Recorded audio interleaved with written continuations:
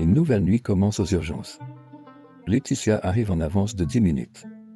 Pour la première fois, elle ne les passe pas à scroller, mais à relire son petit carnet de temps et ses priorités de garde. Hugo arrive avec un thermos de thé et un petit planning plié dans sa poche. Il a dessiné des blocs, patients critiques, dossiers, transmission, avec des trous blancs pour les imprévus. Au briefing, Marie propose, on teste ce que le coach a dit. Une personne se charge des interruptions pendant que les autres finissent un bloc de tâches. Quelques sourires sceptiques, mais personne ne s'y oppose. La première heure de garde est consacrée aux transmissions claires. Personne ne décroche le téléphone sauf l'infirmier désigné. Laetitia se rend compte qu'elle comprend enfin l'ensemble de ses patients sans être coupée toutes les 2 phrases.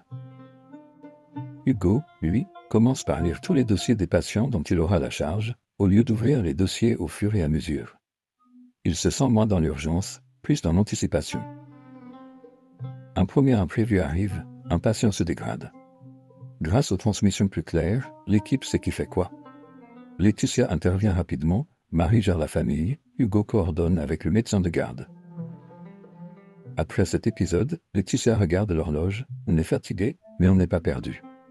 Elle se souvient des nuits où tout semblait flou, où chaque urgence ajoutait du chaos au chaos. Au bout de 90 minutes, Marie rappelle la règle des micro-pauses. 3 minutes chacun, à tour de rôle, pour boire un verre et respirer. Laetitia hésite, puis accepte de lâcher son poste quelques instants. Dans la salle de pause, elle s'assoit, ferme les yeux, prend 3 grandes inspirations. Ce n'est pas des vacances, mais c'est la première fois qu'elle s'autorise à arrêter de courir, même brièvement.